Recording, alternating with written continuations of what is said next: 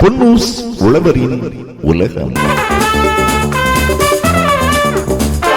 மக்காச்சோளம் ஏக்கர் ஒன்றுக்கு 50 குவிண்டாலுக்கு மேல் மகசூல் எடுப்பது எப்படி? நன்றாக உழவு செய்யப்பட்டு அடியுரமிடப்பட்டு 2 அடிக்கு 1 அடி என்ற இடைவெளியில் மக்காச்சோளம் நடவு செய்யப்பட வேண்டும். உரமிடும்போது எவ்வளவுக்கெவ்வளவு உரமிடுகிறோமோ அதற்கேற்றாற்போர் பலன் கிடைக்கும். மக்காச்சோள பயிர் சிறிதாக இருக்கும் போதே உரமிடுவது மிக அவசியம்.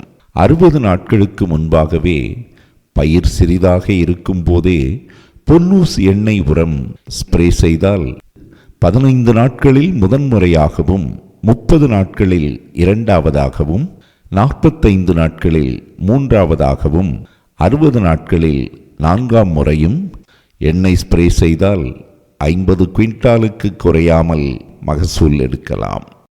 2 அடி அகலம் வச்சிருக்கோம். செடிக்கு 3/4 அடி. ஒரு செடி எடுத்துக்கிறது 1.5 அடி. சரி.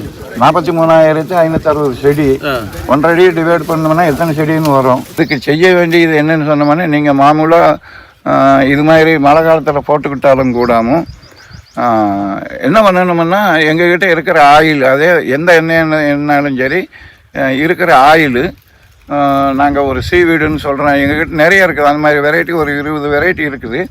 அந்த இதை நீங்கள் ஒரு 2 லிட்டர் ஆயில் 1 லிட்டரு, அதாவது மைக்ரோநியூட்ரியன் சம்மந்தப்பட்டது ஒன்று அடிச்சுக்கிட்டீங்கன்னு சொன்னோம்னா, ஒரு 3 தடவை இல்லை 4 தடவை இவ்வளோ உயரம் வர்றதுக்குள்ளே நீங்கள் அடிச்சுக்கிட்டீங்கன்னு சொன்னோம்னா கூட கொஞ்சம் மகசூல் வரும். அதாவது நம்ம ஒரு 30-40 எடுக்கிறோன்னு வச்சுக்கோங்களேன்.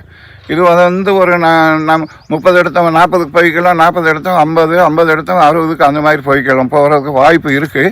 இதில் நம்ம என்ன பண்ணோம்னா, ஒரு 3 தடவை, உங்களுக்கு நான் சொல்கிறது விவசாயிகளுக்கு சொல்கிறது, ஒரு 4 தடவை 4 லிட்டர் ஆயில் 4 லிட்டரு சீவீடு சம்மந்தப்பட்டது. நாங்கள் அதை ஒரு 4 ரகம் வச்சுருக்கோம். ஒரு இந்த இவ்வளோ பயிர் வர்றதுக்குள்ள அதுக்கு மேலே போச்சோன்னா மேலே தூக்கி அடித்தோம்னா முகத்தில் விழுகும். என்னைனாலும் முகத்தில் விழுந்தாலும் கஷ்டம் தானே.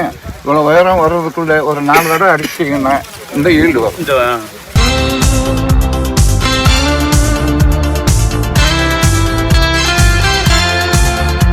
பொன்னூஸ் உழவரின் உலகம்.